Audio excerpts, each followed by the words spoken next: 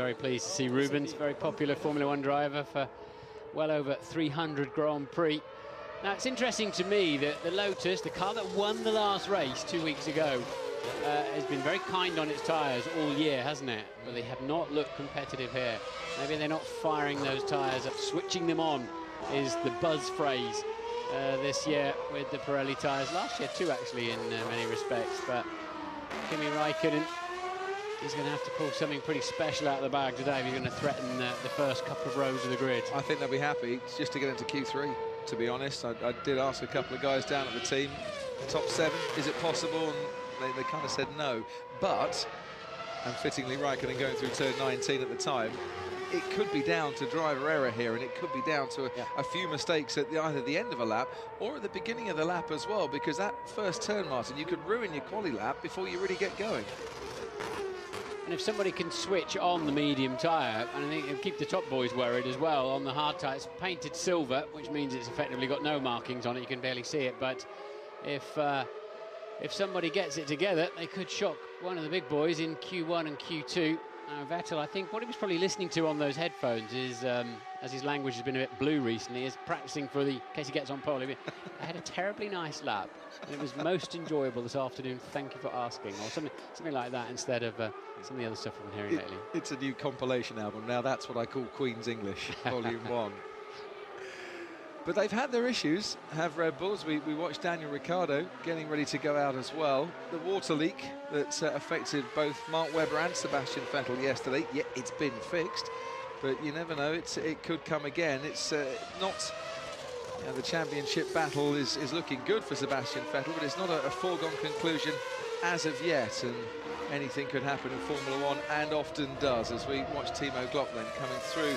That's long right-hander, multi-apex corner that is turn 17 and 18. Turn 19, where the drivers have been caught out a lot, going wide there. You don't really get punished. There's plenty of runoff area. But Glock making good progress through it to come up with a 1:41.6. Second fastest, only Raikkonen, Glock, De La Rosa, Peak and Carter Cahan setting times so far, as out comes Fernando Alonso in his Ferrari for his first foray onto the track. And we are going to see a big spread today, much bigger than normal. As you go down the grid and they've got less and less downforce, they've had less money to spend on the aerodynamics, the more they're going to be doing this kind of thing, where we heard some drivers describing it as worse than being on a wet track. Like driving on glass or ice at times. It's not unusual on a brand new surface, because the resins come up to the top and they need time to. It's the same on a road, on the main roads, where a new piece of tarmac can be pretty slippery. Wasn't quite so noticeable in Korea when we first went there, because it didn't stop raining all weekend long, so it was a very wet track. Matt LeBlanc down there at Lotus with some new friends, and Michael Schumacher, winner of his last 4 US Grand Prix, getting ready for his final US Grand Prix tomorrow before his retirement after the race in Brazil in a week's time. So we've seen Kimi Raikkonen with a 1:41.0. Romain Grosjean already quite a long way ahead of Raikkonen. They're going out on the option tyres, it seems. Not putting the hard compound on tyres straight away. Options coming out. Especially got a 5-place grid drop. They need to get that up there somewhere, don't they? Otherwise he'll be nowhere at all on the grid, Romain. There's more than a few people quite nervous of what's going to happen into that 20-car wide first corner anyway, at the top of this hill. Exactly, they're all going to be funneling into a very, very tight apex as Grosjean dips underneath the 1:40 mark. But you can swing from quite wide, or you can try and take that inside line. Jenson Button saying you might be better off second here rather than on pole. Yeah, he thinks it could be slightly... he thought it'd be better in terms of you're not straight into the slope, but as Mark Webber's pointed out, any bit of track that's not been used is incredibly slippery, and that's why left-hand side of the grid is going to be quite poor here, isn't it? Yeah. I'm looking forward to it, whatever happens, it has to be said. As we follow the progress of Fernando Alonso, and as you said, Martin, it's going to take a while for the times to come in as you get the temperature range and the correct temperature range. Alonso there, just see how little grip he had under braking into the hairpin, the back end just wanting to step away from him. It's like the first day of winter testing where, you know, tyres are developed for most. We follow the sunshine mostly in this championship, or the temperature, reasonable amount of heat, and so they're developed for that. You're testing in Spain when the temperatures are not that high. It's 20 here though, track's now 32. I think it's just a combination of the rubber's too hard and the surface is too new. So Alonso, as you can see, 8/10 off. Romain Grosjean not going any faster. He's just backing off a little bit on this latest lap. He might be coming in at the end of it.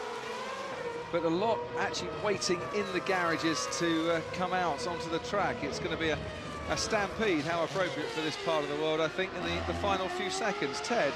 Well, they are out there, actually. Both McLarens, both Red Bulls and both Ferraris, as you can see, the top guys are all out there just circulating. And I'm seeing 6 laps on the board, up and down the pit lane, 5 laps. So they're just going to go round and round, knowing that they need to be on the track at the right time, at the end, when the track is at its best. But no trouble with, really, you know, the people taking the medium tyre, the softer of the two, early, because it's probably going to be a one-stop unless they encounter pretty bad wear on the inside shoulder.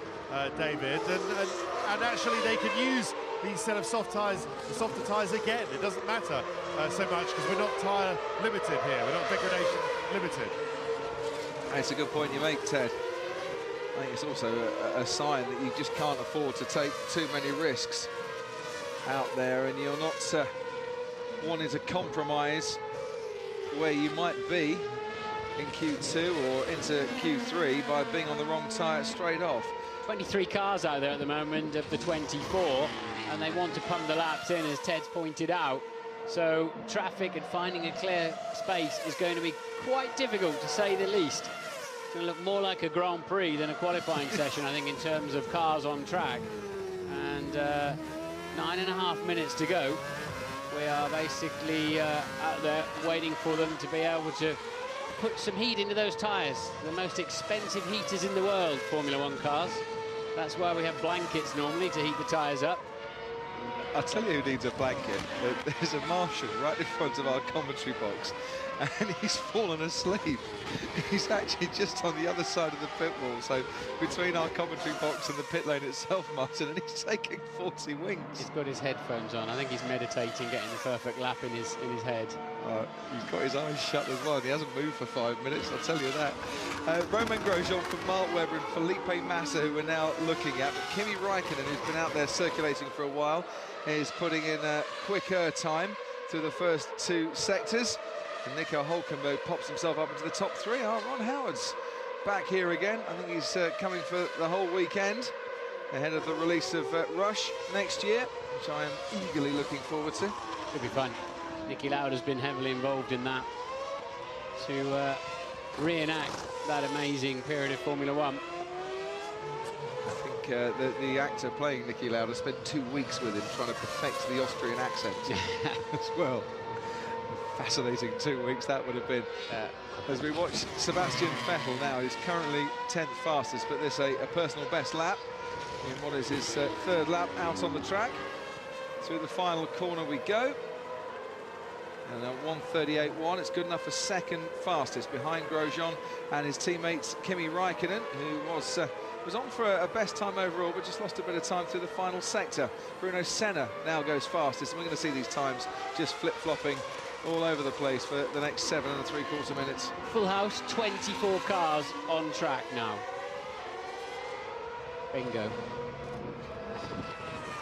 Whose number's going to come up by the end of this qualifying session? I thought Mark Webber settled into the groove fairly quickly yesterday, obviously eclipsed by his teammate a bit towards the end, but you know, in theory, Mark keeps stressing, equal machinery, equal car, anything Sebastian can do, Mark should be able to do it as well. Goes 3rd fastest, ahead of his teammate at the moment. Felipe Massa now 2nd fastest, and Hülkenberg back into the top 3. Those out of the frame at the moment and who need to get a move on: Kobayashi, Schumacher, Rosberg and Petrov, the bottom 4. Kovalainen, Hamilton and Carter Kayan down there as well. Here's Maldonado at turn 19. Not the first car to do that in this session. Kimi Räikkönen had also been off. I thought Maldonado put in a storming lap actually at the end of FP3. He did indeed. Fired it up, didn't he? Hit the sweet spot, but of course that doesn't count. But Red Bull are estimating. Yeah, that's a good lap, mate. That is currently second quickest. Grosjean on the medium is quickest. Red Bull are estimating that the left-hand side of the track, you could lose 2 rows on the grid. That's how much less grip they think could be there. So you're going to have 24 drivers out there, all trying to get an odd number of grid slots. That's what they're aiming at, which is terribly hard to do, I must say. Well, they tried some practice starts as well on the grid, and they were doing it on that right-hand side, I think. I didn't catch whether any were doing on the left-hand side just to lay some rubber down as well. It certainly makes sense if they were trying to. So Sebastian Vettel now fastest overall on the hard compound tyre, from Grosjean, who set his time on the medium compound, from Massa on the hard compound, and then Hulkenberg on the medium. So we're starting to see a few differences in tyre choice as Alonso goes only 7th fastest. I thought I saw, he looked ragged this morning. He looked frustrated, did Fernando Alonso. Flew off the road a couple of times, and I think he looked a little bit rattled personally, just the way he was soaring away at the wheel and getting frustrated. And then he dropped it in turn 19 on his last flying lap, just kept his foot in across the tarmac areas. Button now takes over that 7th place and flew around the last one, still sliding all over the place. And Fernando Alonso looking a touch rattled. Can he pull it back together for qualifying? We keep saying the right things about how, you know, our strengths are consistency and reliability, but deep down, you know that he wants more downforce, he wants more grip, he wants a car that can compete with the Red Bulls, which Ferrari, however much they are improving, don't seem to have on a level playing field at the moment. Maldonado's lap is worth keeping an eye on. He's a 10th off the best time to the middle sector, but a very good first sector. Seems to be the sort of guy that can raise his game a little bit. There'll be the odd mistake. He'll look ragged at times, but he can also pop up with a surprise lap.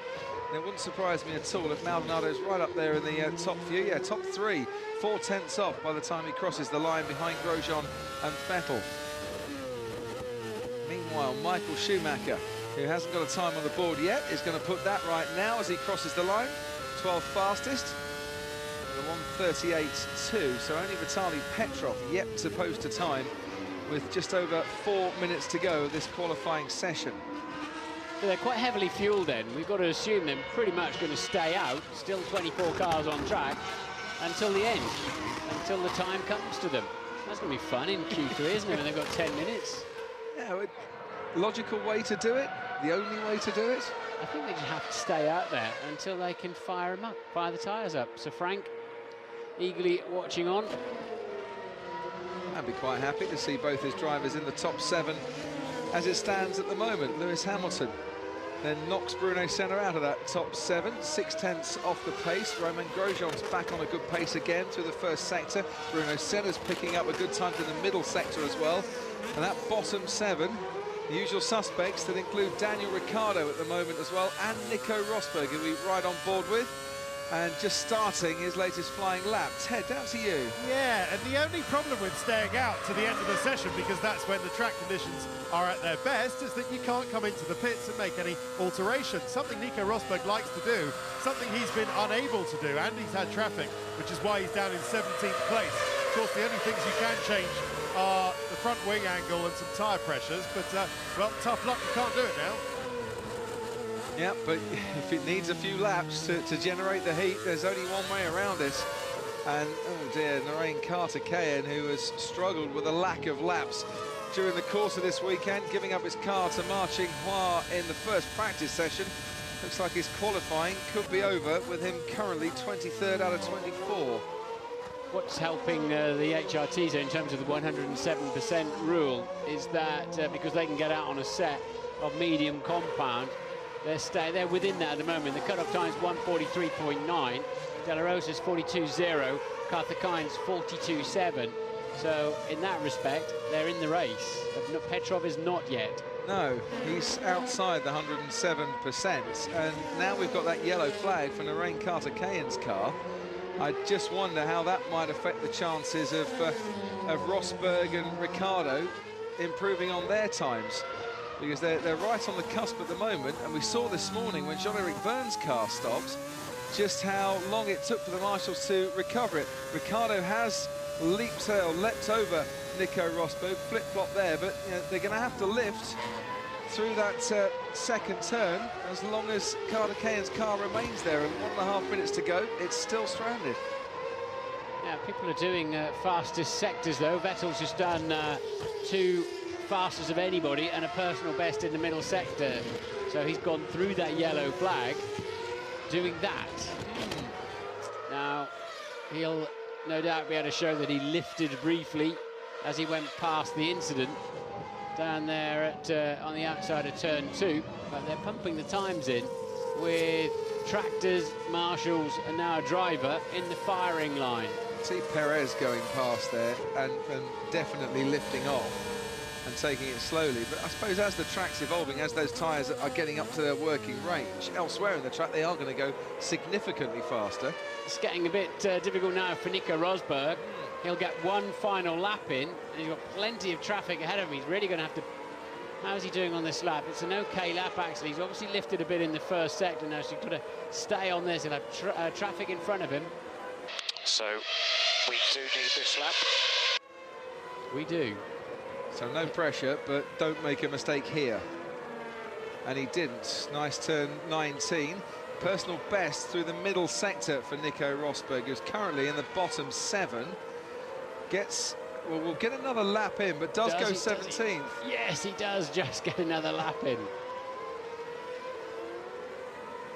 Should be. I'm just looking where the checkered flag is. It should be just out of the final corner by race control.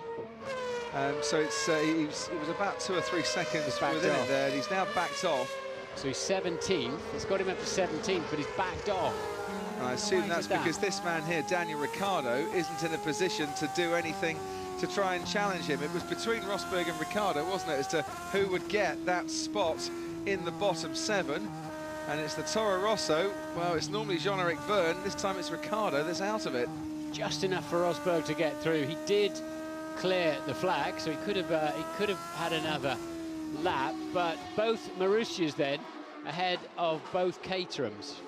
I can't think of the last time that both Marussias out-qualified both Caterhams in a dry qualifying session. Glock from Peak, from Petrov, from Kovalainen, and De La Rosa and Carter Cayen. Everyone within the 107% rule, and we await to find out exactly what is wrong with Narain Carter Cayen's car, but he rather brought the thrills and sprills to a premature end, and for Rosberg and Ricciardo it became a little duel between the pair of them that Rosberg just about won out on by a couple of tenths of a second. It means Toro Rosso is out for the 10th time in qualifying 1 this year. 2nd time for Daniel Ricciardo, 8th time for Jean-Eric Vergne.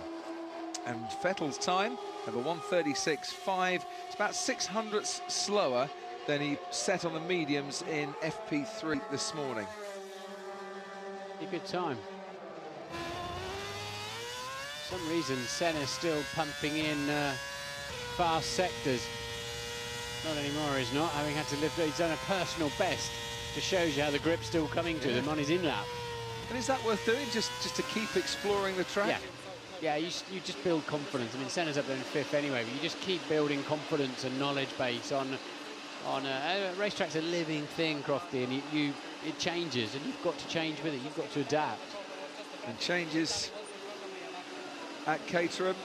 I think Heikki Kovalainen complaining about the traffic. New team principal Cyril Abiteboul coming in from Renault Sport to take over as team principal, and he's presided over a disappointing qualifying session. It's not out of the question, and this would be a travesty, that Kovalainen doesn't have a permanent driver at the start of next season. Yeah, I think it's a very real possibility. We may or may not see that man, Vitaly Petrov, back in the sport as well. But the rumour is, and it's rumour and speculation. How many laps we do next run in Q2? I think 4 is enough, 4 flying up. Copy 4 and 1 run only. Yeah, the rumour is on Kovalainen that it very much hinges on Caterham getting 10th place in the Constructors' Championship as to whether they've got the money to be able to pay a driver rather than needing more money to bring a paying driver into the seats. So even more significant then that they're behind Mauritius here in qualifying and race pace, presumably. Mauritius with that 10th place at the moment.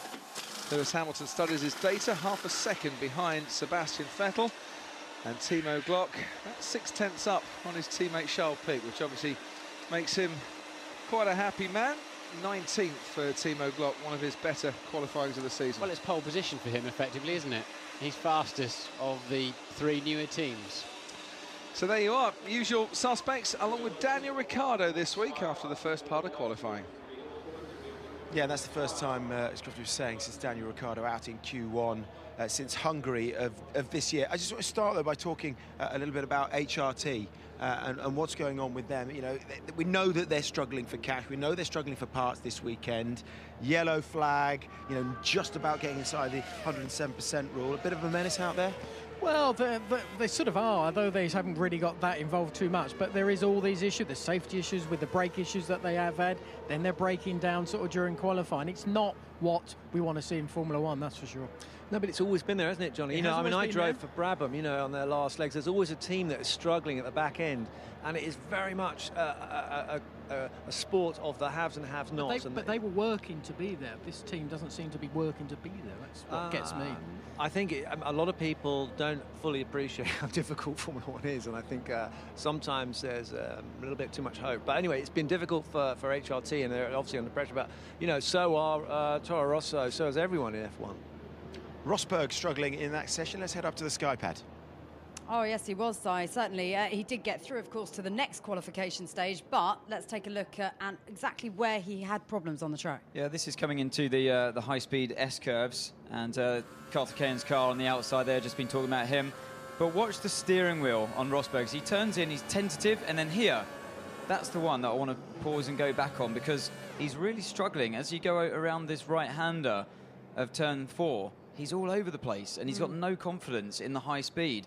As we roll on from there, you can see into turn 6, the car then understeers. He's struggling to keep the car in tight, and it just looks like an absolute wrestle with this car the whole way round. Is that one win in China looking a bit of a one-off from this season as far as Rosberg's concerned? Yeah, I mean, they're falling away from the competition, clearly, and yeah, this part on the track really highlights a good car and equally a bad car as well. So, you know, you really need the downforce there for you. Yeah. I think it's really showing the cars that have no downforce compared to the teams at the top. Yeah, Rosberg's struggling out their side, but he is through to the next stage.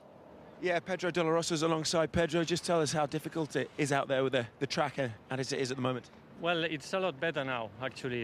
In the morning it was very cold, track asphalt was, temperature was very low. We couldn't switch on the tires in the morning. This afternoon we made several changes on the car, but I think the track temperature increased. It suits more our car. We don't generate any downforce, so we just need to build up the temperature from somehow, and track temperature was better now. But a difficult weekend so far for the team. Oh, very difficult, terribly difficult. I mean, we came here and we were not expecting this asphalt. The tire compounds are very conservative, and when a Red Bull needs like 8 or 9 laps to warm up the tires, then it means that we are completely out of the window.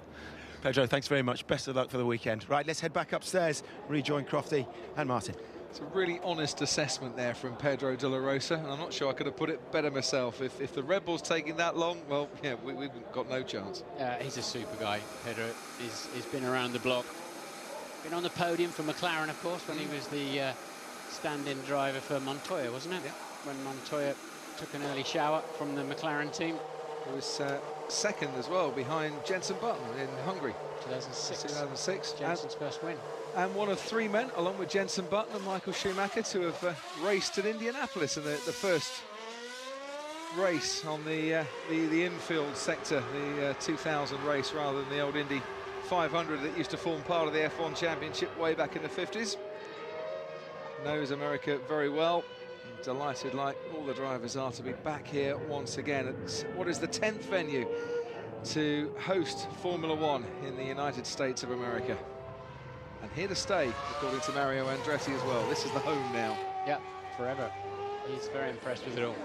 George Lucas just sold out for $4 billion, didn't he? Yeah. Not a bad day's work. Decent price, I think, to Disney. I suppose his company's now become a Mickey Mouse operation. Is that right? Yeah, I don't know. He still eats burgers, so... Yeah. And Carlos Slim with him as well. Here to see Sergio Perez. And to have a chat, I'm sure, to Esteban Gutierrez as well. Billionaires Club in there, then. Do you reckon we get in? No. Maybe later on, when they've all gone home, we might sneak in. Yeah, not unless that someone's got a +1, put it that way. And there's not a seat to be had in the grandstands for this qualifying session. The organisers yesterday said 65,000 attended the track on practice day, which is a very healthy number if that's the case. A lot more today, though. Yeah. A lot of people out there. Good to see. Can we give them a show? So Nico Hulkenberg and Force India, what sort of show can they put on? One of several teams saying that switching on the tyres has been a little bit beyond us so far. And we have our struggles a touch. De Resta, his teammate, eliminated in Q2 for the last 4 races as we head down to Ted. Hello, David. Yes, everybody out on the medium tyre so far, including both Lotus drivers of Raikkonen and Grosjean. You're absolutely right about the crowd, by the way. Looking down turn 1 in the public areas, the general access, and in the slightly cheaper seats down there. It looks like, reminds me of Rivazza at Imola. You remember, it used to be absolutely full, that hill, as they go past. But just to explain what happened with Vitaly Petrov in Caterham, why they were so slow, it was actually circumstance.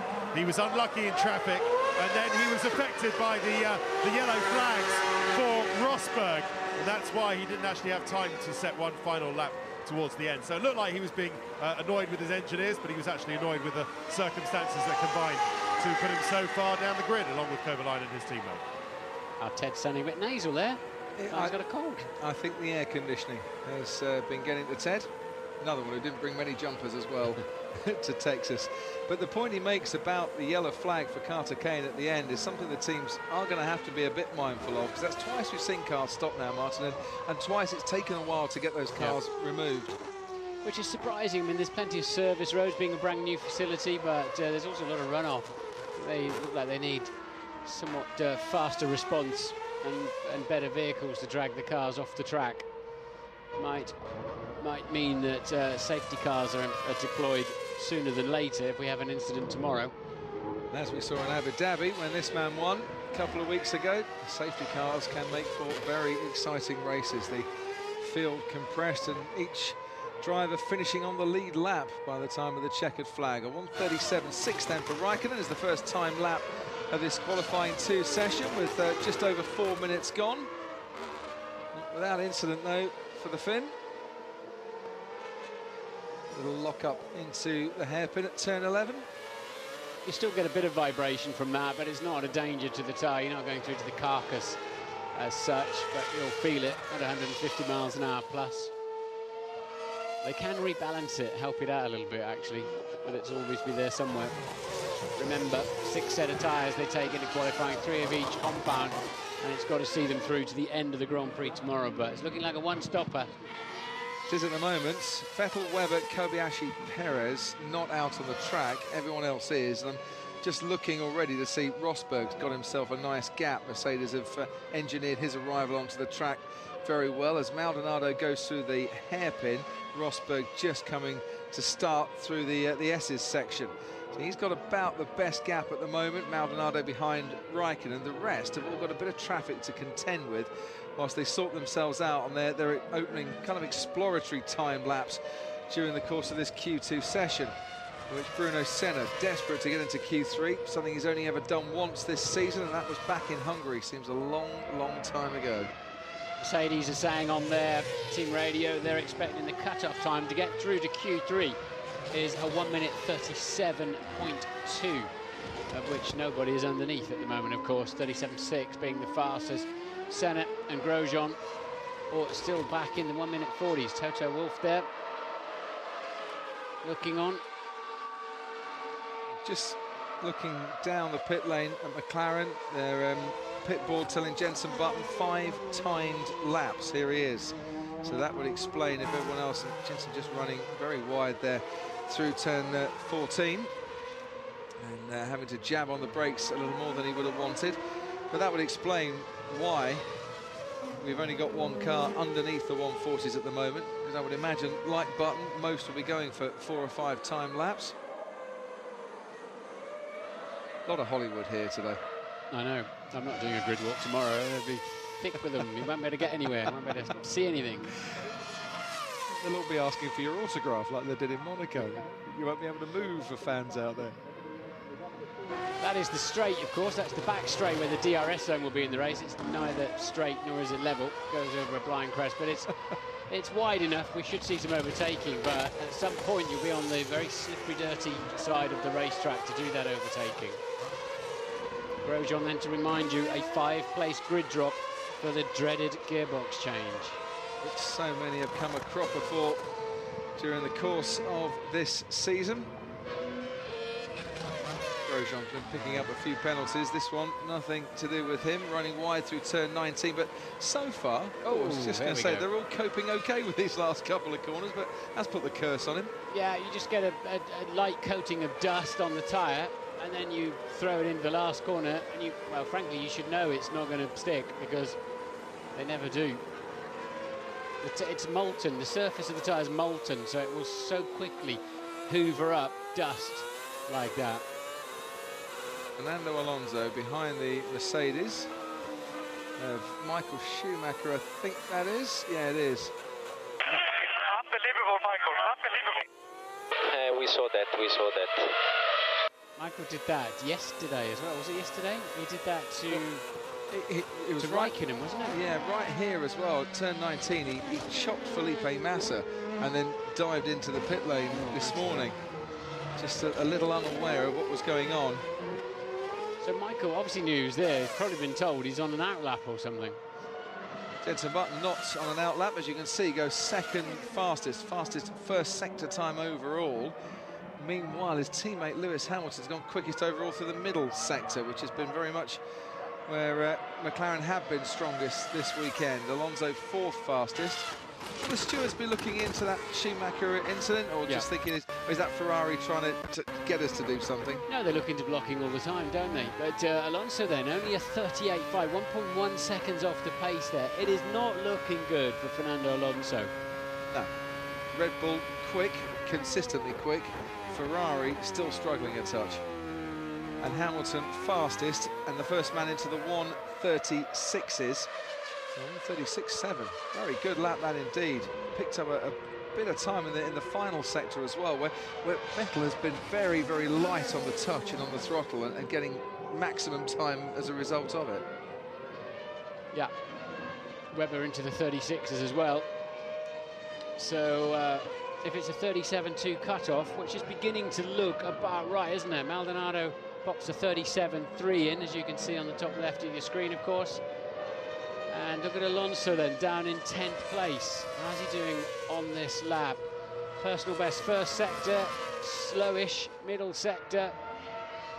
So he's got, Martin, 1.3 seconds to make up Fernando Alonso, and to find out there, to try and get in, if that is the cutoff, into qualifying 3, where he has to be for the title to go through to Brazil. You really get the feeling he's got to do that. Vettel's about to smash it and go fastest, but Alonso quite slow, I thought, on the apex there. Goes over the line and is only 11th still with that. Now down to 12th. Fernando Alonso under serious pressure here, as the championship battle, of course, depends on this critical qualifying. Well, we're just looking now, we're into the last 5 minutes of this session, so now we should start to see the speed on the Ferrari. The time's coming down, and look at that, 1:35.9 by Sebastian Vettel, easily the quickest of the weekend so far. That has put the cat very much amongst the pigeons,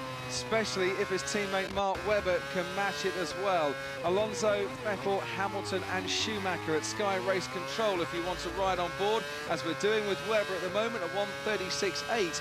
So really nowhere near his teammate Sebastian Vettel. Hamilton in between them. Lost the power, guys, lost the power. And where is Jenson Button on the track at the moment? He's only 8th. But Alonso's done a personal best first and second sector. He's about half second up at the moment. No sign of any. He's 2/10 inside the top 10 only. Looked a little bit better through that apex. So the car's coming to him, but he's having to work so hard, and Vettel can just pump them in as he fancies. And look, there's Jenson Button. I was just about to say, he's working hard. Jenson Button really struggling. He said, lost the power, guys, lost the power. And he's trying to limp back to the pits, is he? Or is he just keeping out of people's way? Here's Alonso round the final corner, 1:37.1. That's better. At least it gets him fourth fastest so far. He's still 1.2 seconds off Sebastian Vettel, but if the cutoff is a 1:37.2, at least he's got under that. So Alonso dealt with. What about Jenson Button? Still coasting, Martin. Yeah, it's far from over yet, is it? Button down to 9th now then, and desperately trying to keep out of everybody's way, including this man Grosjean. I've got any power, guys. No power. The throttle pedal's short. So he's got limited movement on the throttle pedal. Sounds like there's a potentiometer on that. There's no cable, of course. There's nothing to connect your foot to the engine as such other than electronics. So he's down to P10 is Jenson Button. Can they reset that quickly? A car that the technical director Paddy Lowe was defending yesterday and saying it's actually one of the most reliable cars that I've been associated with since I started keeping records, is once again looking very unreliable on the racetrack this weekend. I reckon they've got about 20 seconds to get that out of the pits now, otherwise he won't get the lap in. And there are others out on the track that will be going faster and soon leapfrogging over Jenson Button, who is in the top 10 only just for the time being. 2-minute warning if this is American sport for you today. And the warning for Jenson Button is that he is still in the pits now as Nico Rosberg comes around the final corner. This will be a personal best for him. Crosses the line now and goes only 16th fastest. Down to you, Ted. Jenson Button is out. They've given up. They've run out of time. It seems like it's some sort of sensor problem or electric problem or something with the software, because they've been telling him to fail sensors all over the place. But no, that's it. They're rolling him back into the garage, as you can see. Disastrous qualifying then for Jenson Button. Yeah, Schumacher's up into 5th now. Yeah, Michael Schumacher crosses the line. Jenson Button pops down into 11th place, and his car won't be in the top 10. For Michael Schumacher, though, very good time, a 1:37.1. The cut-off point, we were told how long ago, was a 1:37.2. Very much looking that way, with Raikkonen on a 1:37.4 at the moment, the man in 10th place. Yeah, that looks spot on, doesn't it? So Vettel's done another 1:35. It's a 7:96 this time. But we've got a lot of drivers out there doing fastest personal best sectors. One of which is Kamui Kobayashi, down in 15th for the middle sector. One of which is Jean-Eric Vergne and Bruno Senna as well. Here comes Raikkonen to cross the line, stays 10th on the timings. Here comes Kobayashi, only moves up to 15th despite that personal best in the middle sector. De Resta's back in the garage, so he won't be going into Q3. That'll be, what, 5 straight Q3 sessions he hasn't made. Felipe Massa currently 4th fastest, but finding more grip out there. His teammate Fernando Alonso down in 7th fastest at the moment as we approach the last 10 seconds before the checkered flag. Massa looks like he could well out-qualify Fernando Alonso today. Of course, this is only to get through to the top 10 shootout, but he's looked fundamentally faster all day. Goes second with that, and behind him is Fernando Alonso, and he stays 7th. And he is right on the cusp. The good thing for Fernando Alonso is that those just outside of the top 10 not making a dent on the times at the moment. What about Bruno Senna? 13th fastest. Can he get into Q3 for the second time this season? Very tentative, hanging on, really on the edge through turn 19, but he made sure he stayed within the white lines, didn't pick up dust, didn't go wrong through the final turn, crosses the line, 11th fastest, misses out by a couple of tenths only. Displaced his Button, though. Button down to 12th place, but Senna had to do another downshift in turn 19. He lost a lot of time through there. Sergio Perez has put in a personal best through the middle sector. Needs this? No. Goes from 17th to 15th on the grid. Jean-Eric Vergne is up there in 14th, as you can see, for Toro Rosso. And for Bruno Senna, he misses out by just a couple of tenths of a second. For Perez, he misses out by considerably more, and huge disappointment for him. He does out-qualify his teammate, Kamui Kobayashi, so it's now 10-9 to Perez this season, but that's not where, in front of a large Mexican contingent, he would have wanted to have been. And for Nico Rosberg, 17th is hardly where he'd want to be either. I thought the Mercs looked like they were going reasonably well. A car that's quite hard on its tyres, you'd think they were firing them up. Michael's got it at 8. Nico was nowhere. He was last effectively in that session, wasn't he? Absolutely last. 17th of the 17 runners that got through to that session. Paul di Resta's not had a good day. He's down in 13th, but Hulkenberg up in 7th. 15, lacking 8 tenths from P10. Lacking 8 tenths from P10. 15, 38.2, which is 6 tenths slower than the morning. Is that a help? Is that he's waving for there? Incredible, isn't it, how the track temperature goes up 15 degrees and then the times start to get a little bit slower, 6 tenths slower than he managed this morning there. Sergio Perez, who waving to the fans, but not got really much to cheer about after that qualifying, as we head down to Ted in the pits. Yeah, just a quick, I've just done the analysis on Vettel's advantage, and it's been half a second in each of the 2 qualifying sessions so far. He was half a second quicker than Lewis Hamilton in Q1. He's half a second quicker than Mark Webber in this Q2. Well, that motivational music certainly doing the job. Yeah, he is fired up, isn't he? What about Jenson Button going through there with his engineering team to try and find out exactly what the problem was? A loss of power for Jenson Button, and Ron Dennis watching on, looking as displeased as I've seen him in quite a while. So that's the end of qualifying 2 then. Anthony Davidson, Georgie Thompson up in our sky pad, keeping an eye out on things. What caught your attention, folks? What I think, Crofty, was really fascinating about that session was just watching Fernando Alonso, who finished in 9th, Massa, his teammate, in 3rd. And we're going to take a look at a lap where he was caught out a bit by Michael Schumacher. Yeah, so this is the lap where he was catching up to the back of Michael. This is turn 15 on the exit. You can see just how close he is to him into this sort of double right-hander now. Michael's clearly in the way. The blue flag there, or blue light, I'll just rewind that so you can see what I'm talking about around that area. Oh, you've got good eyes. Well, yeah, I looked at it beforehand. So, yeah, you can see it flashing away. So Michael's fully aware that he's got a car behind him. But this area here, as Alonso's hand goes up, he's clearly backing him, out there. And another blue light before the fast right-hander. So Alonso now desperately tries to get the temperature back into his tyres. And I think that's why he was really struggling to do the lap times. But yeah, clearly he was frustrated. I mean, we saw his obvious frustration in the team radio message, which went over to his boys back in the garage. And the frustration perhaps coming from what happened earlier on in this particular lap. Yeah, so this is going into turn 1. And I'll tell you what, Ant, we're just going to take a break for a moment and head back to Simon, who's got more for us. Jenson, can you tell us what happened there? Not entirely yet, but there's a problem with the throttle, as in there's no power, so yeah, that's it. Frustrating because another reliability issue as far as McLaren's concerned. It seems to have blighted the season somewhat. It's not, it's not been the easiest, and the car feels it's so much fun to drive around here. So yeah, it's the way it is sometimes, but hopefully we can get it out of the way for next year. Best luck. Thanks, Jenson. Right, let's head back up to the sky pad. Yeah, thanks. I obviously frustrated Jenson Button there, frustrated Fernando Alonso, as we were alluding to just before you heard from Jenson. Let's just go back to turn 1 and the reason why Alonso was frustrated subsequently with Schumacher. Yeah, he's, tyre temperature's been such a big issue here, and going into turn 1, this was from previously earlier on in the last corner. He's struggling all the way around. Look, losing out the rear end on the exit. So that was before he actually caught Michael. So yes, he did lose out, but it kind of dilutes the frustration in a way for me, and shows that he's just, well, I mean, he's venting inside the car at all times. He knows he hasn't got the car there for him.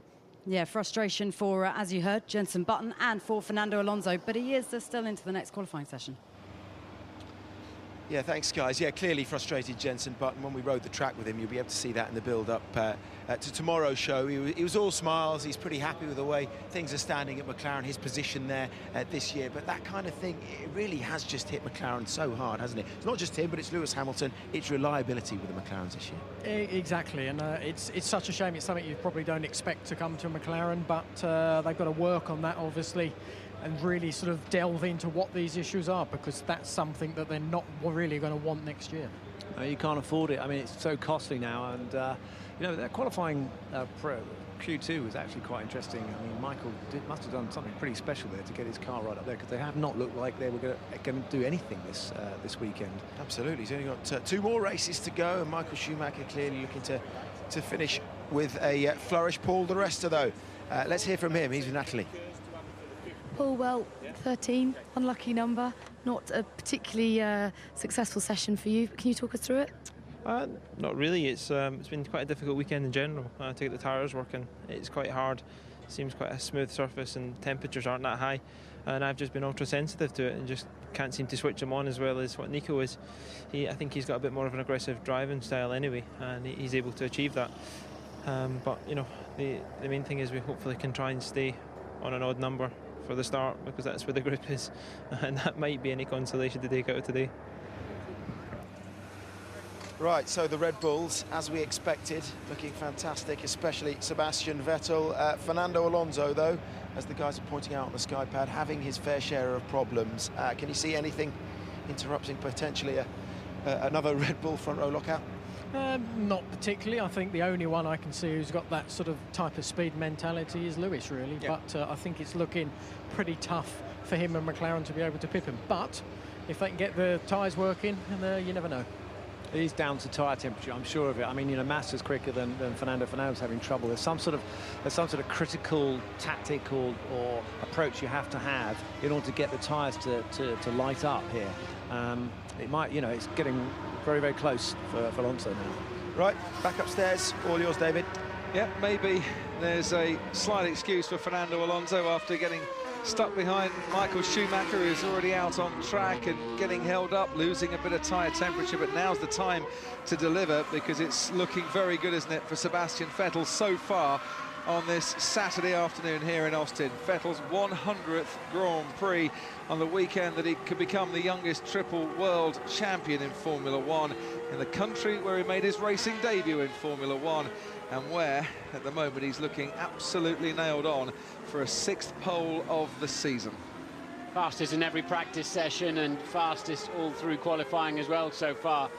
And by some margin every time, isn't it? He's just got a line, he's got a way around here that's so much better. Okay, Michael, so for the race, the rear left will be our limiting tyre. So on this tyre set, just go easy on the rear left in turn 2 and 17 on the slow laps.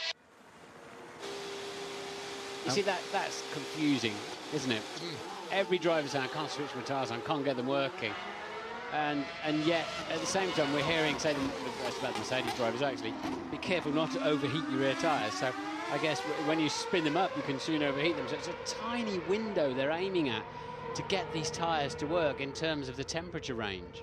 It's like trying to balance up a spirit level on a trampoline. It's so difficult to get that bubble in the middle, trying to get that working temperature when there are so many factors that can influence it. And the teams have had that struggle all season long. We thought they were starting to get a handle on it, and then we bring the racing to a new track, and it starts to become a bit of a problem once more, which is great for the spectacle. I wonder what the setup is, the setup differences on these two Ferraris are, because I believe Massa's got a fundamentally better car than Alonso. Alonso has no traction. He can't get the back end of the car to stick, but presumably, unless it was just a set of tyres that weren't working for him. Well, we've seen this season already where Felipe Massa's been going strong in qualifying. Fernando Alonso just pips him in the end. Let's see what happens here as the Red Bulls ready now to come out onto the track. Lewis Hamilton already there, last pole sitter in the US for Formula One at 2007 in Indianapolis, a race he went on to win, of course. Back to Alonso on the track, making the descent down through turn 2 and accelerating all the while. 7th gear corner at about 100 and 75 miles an hour was turn 3. Now as it tightens up, speed is scrubbed off round to about 77 miles an hour as he makes his way over the crest and down once again onwards towards turn 11. We're getting some great TV pictures now as they're really acing this racetrack. It's good to see a Formula 1 car working around here. Those wide hairpins we hope work for us in the race. This is the back straight then. There goes the helicopter man. Some great shots he's been providing. And yeah, must be 2 of them up there.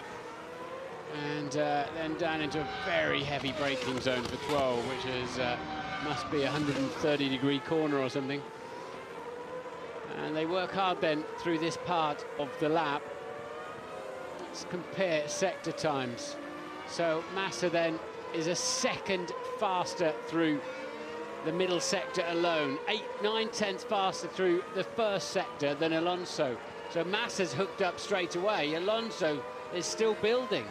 And Romain Grosjean is going faster by quite considerably, a wider margin than the pair of them in his Lotus. Remember, Grosjean takes that 5-place grid penalty for a gearbox change. As round the final corner comes Fernando Alonso, not even into the 1-minute 39s or 1-minute 38s.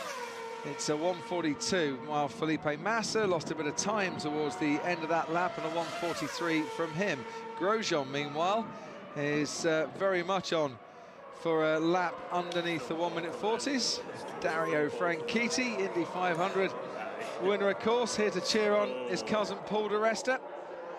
And back to the Red Bull pit wall, where Christian Horner always looks anxious, but surely Ted Kravitz, things couldn't have gone better for him on his birthday weekend so far. I mean, surely it's only reliability problem that can stop this man, Sebastian Vettel, getting pole position here in the US. But as far as Fernando Alonso goes, you know, their work throughout practice, we've been covering it, free practice 1, 2 and 3 on this channel, has all about been in the race on heavy fuel. It just seems it's been caught out when they take the fuel out. They've been caught out.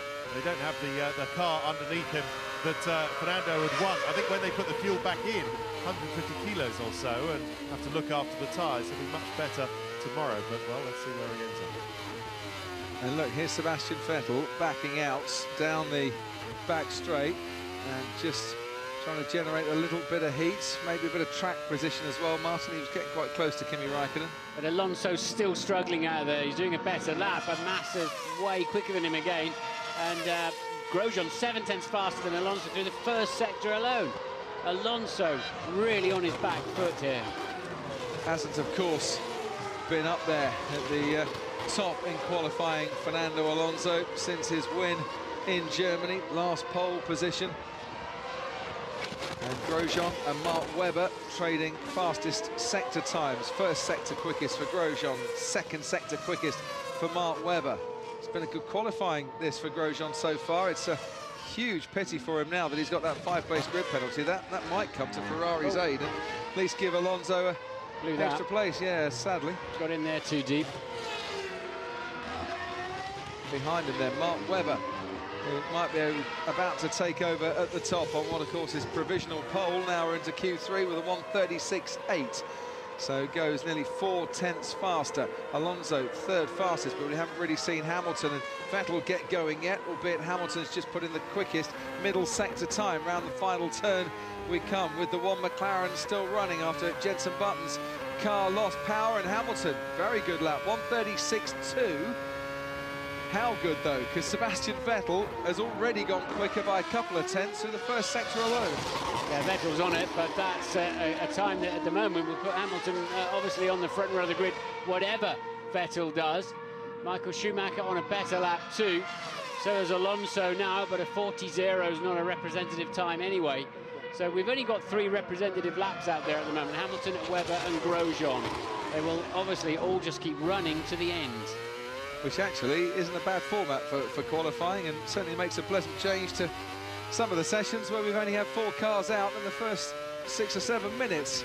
Vettel way up though, isn't he, through the first 2 sectors. Still has that little bit of KERS usage on DRS as well. He's got the traction. He could pick up the throttle so early in there. It looked like a normal racetrack scenario there for Sebastian Vettel. Back end trying to get away, corrects it briefly.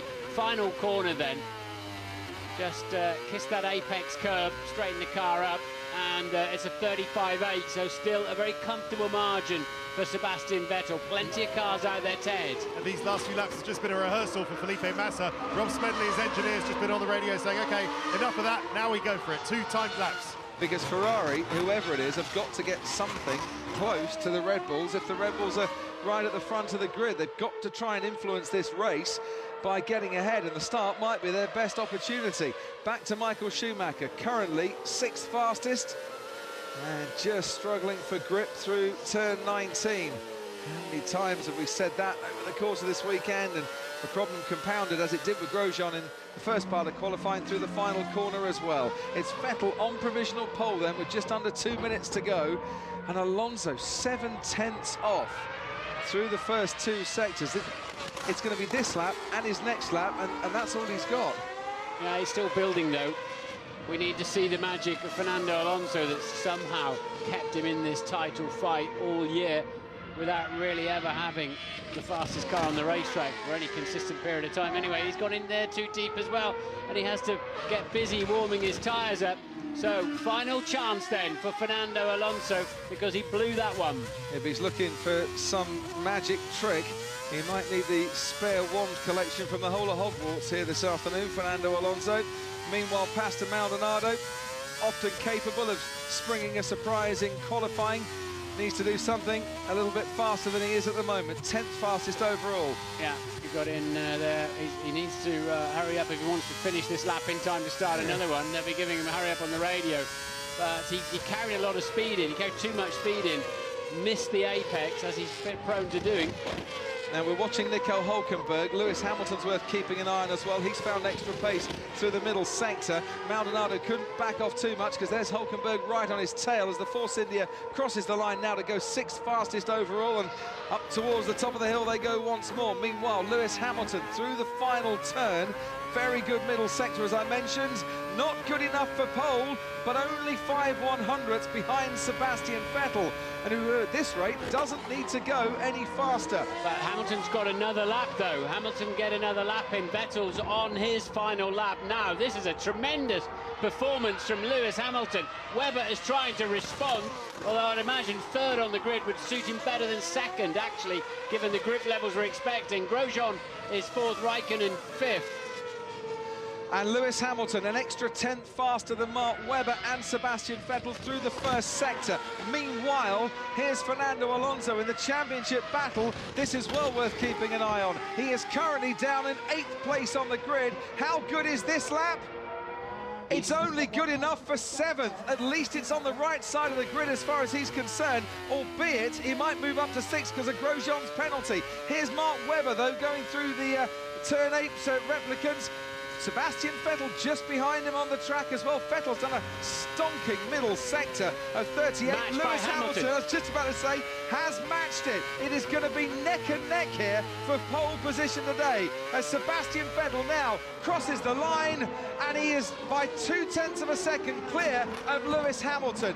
What, though, can Hamilton do in the final sector? Mark Webber crosses the line, stays 3rd fastest, and Hamilton just coming now towards the final corner. Can he take pole position as he did in 2007 at Indianapolis? Is he going to be on pole for the first time here in Austin? No, he misses out by 1/10 of a second. It's Sebastian Vettel on pole. Hamilton gave it absolutely everything, but Vettel, with his 6th pole of the season, takes the honours on this Saturday afternoon, and there is a warm smile of satisfaction on the face of Christian Horner. And Alonso 9th.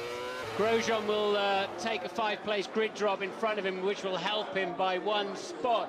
So Alonso is out-qualified by Massa. The driver of that qualifying session, unquestionably, was Lewis Hamilton, in my view, because he pulled something extra out of the bag. And pole position. Good job, P1. Yes! Yes, boys.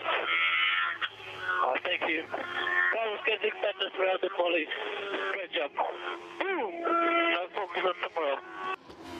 I bet you he didn't think it would be that close at the start of qualifying.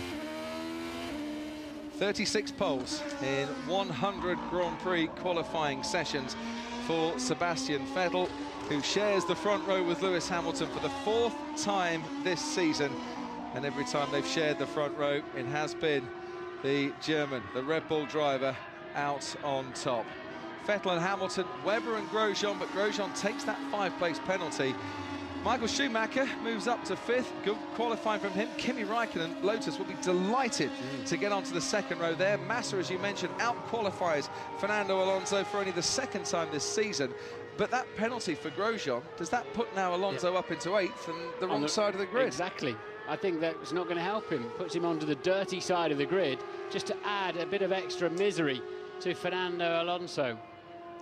It has taken a mighty swing once again towards the Red Bull camp as this driver's title